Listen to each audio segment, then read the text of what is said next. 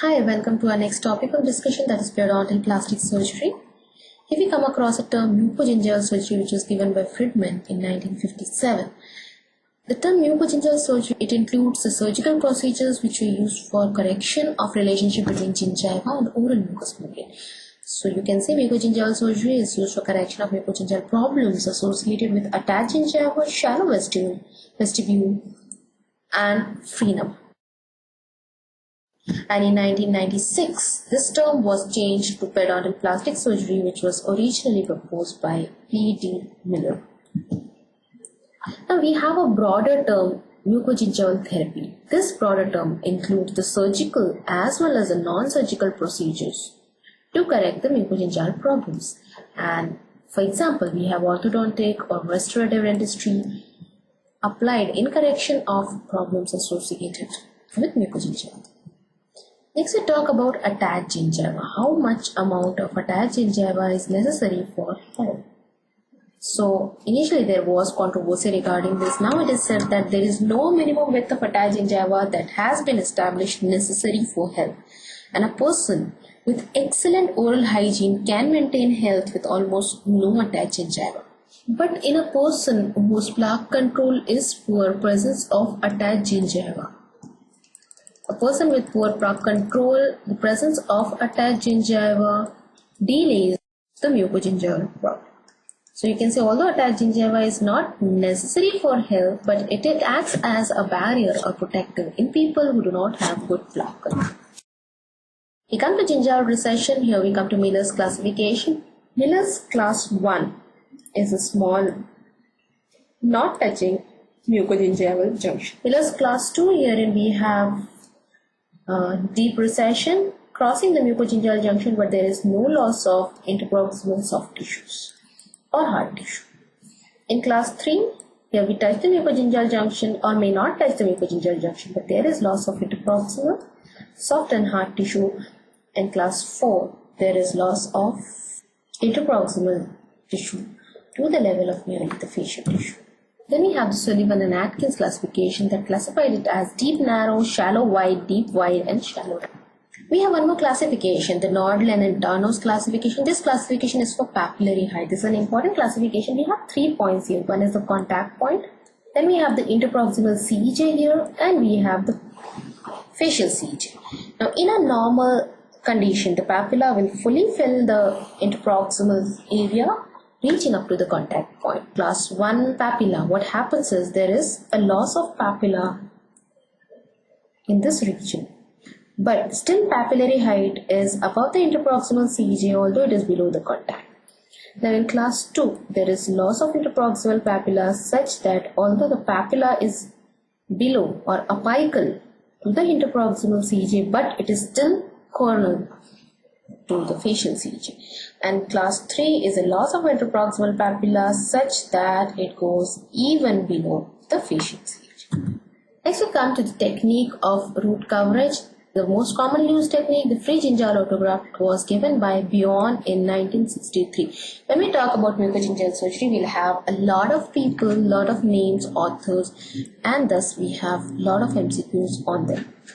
Miller, he used FGG for root coverage. So do not misunderstand, although FGG was used by Bjorn first for increasing the width of attached gingiva, Miller was forced to use it for root coverage. So just be careful whenever you have a question. And we have the variant technique for gingival graft. In that, we have accordion technique. What is done in accordion technique is, we have a graft. We give alternate incisions to this graft. When we extend this graft, what we get is this scenario. So when we extend the graft, we are able to stretch it so that it covers more area than its actual size. So this is your accordion technique. Next we have the strip technique by Han et al. This accordion technique was given by Retuchek et al. We have MCQ here. Then we have strip technique that was given by Han et al. And in this what is done is we take the small strips of free gingival graft and we try to cover the area. In this way we can cover more area than the amount of tissue available for coverage. So this was given by Hanetta. Next we come to free connective tissue autograft. It was given by Edel, and subepithelial connective tissue autograft was given by Langer and Langer. Both the names are important. Then we have combination technique, wherein we can use both epithelium and connective tissue from the graft. They are separated and they are used separately as strips. What we get is more tissue to cover. And there is one more technique wherein we have two-stage technique. In this scenario, what happens? We have a recession here. Right? What we want to do is we want to use a coronary reposition flap, but our attached gingiva is inadequate here. So what we can do is we can take a free gingival graft, we can increase the width of attached gingiva here, and in the second stage surgery, after the healing of this first graft, then we can go in for coronary reposition flap for the coverage of this recession. So that is what is your two-stage technique, and it was given by Harvey. Then we have pedicle graft. Pedicle graft, in that we have the lateral pedicle graft by Group and Warren, the name is very important. And we have double papilla flap by Cohen and Ross, and coronally displaced semilunar flap by Tarnow. So what is our lateral pedicle flap? In lateral pedicle flap, what you do is you have the recession, you take the graft from the adjacent area. So what you do is first you make this area raw, then you take this kind of incision, you give a cut back here, a releasing kind, you raise this pedicle and you shift this pedicle and suture it on the denuded root. So that is your lateral pedicle flap.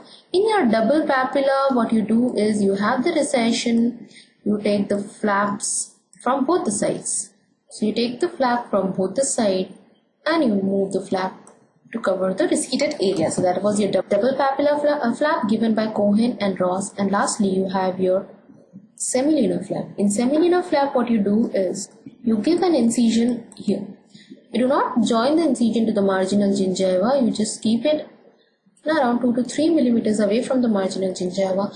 You release whole of this tissue by inserting an instrument from here and releasing it from beneath, and then you shift this flap coronally. You don't have to put sutures to retain this flap here, and this flap receives its blood supply from the sides.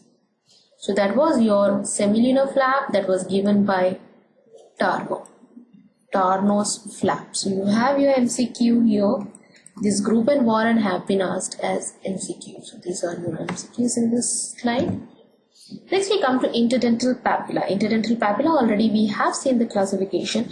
One very interesting fact about interdental papilla is the position of the papilla depends on the amount of the place available for the papilla. If this is your interdental bone and this is your contact point, so this distance from your crest of the bone to the contact point determines whether the papilla will fill the interdental space or not. If this distance is less than 5 millimeters, 100% of the time the papilla will fill the space. And if this distance is more than 5 millimeters or more than 6 millimeters, then we can expect only partial papilla fill. Now we have various techniques to reconstruct the papilla. We can use this law or we can use a surgical technique. Either ways. So when we talk about the surgical technique, we have the pedicle graft technique that was given by Beagle.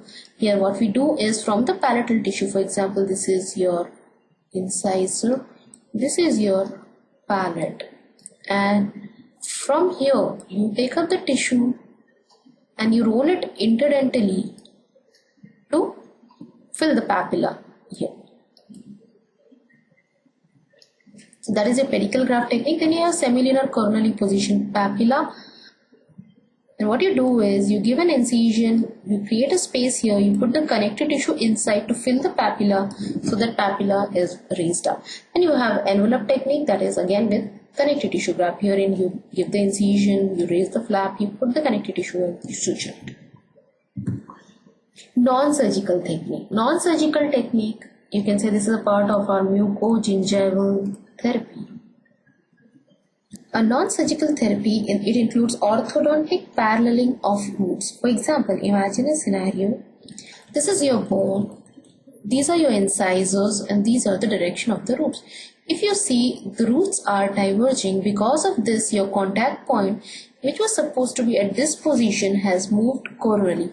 Because the contact point has moved coronally, this distance from the crest to the contact point has increased, and if this distance becomes more than 5 millimeters, or you can say if it becomes rather more than 6 millimeters, what we get is absence of papilla. So what we can do is we can orthodontically upright the roots. If we upright the roots, what will happen is the contact point will move down because of the uprighting of the roots. And what we get is squeezing of the papilla. There is less space here. This papilla squeezes and it falls. This is the orthodontic non-surgical technique for the correction of the papilla loss. Then we have another technique, that is mesiodistal enamel stripping or orthodontic movement. This technique is specially applicable if you have these conical shaped incisors. Maybe if the roots are parallel, or maybe they are non-parallel. We are not applying the orthodontic therapy here. This is your bony crest and your contact point is here. What you can do is to squeeze the papilla, you can try to shift the contact here. How you can do that? What you can do is you can go into proximal stripping. You can just strip off this area and you can just strip off this area, and then what you get is this space. And then you can go in with orthodontic correction of this diastema which is created because of stripping. So that is mesiodistal enamel stripping and orthodontic movement of the teeth. So what will happen is your contact will be localized to this point and your papilla will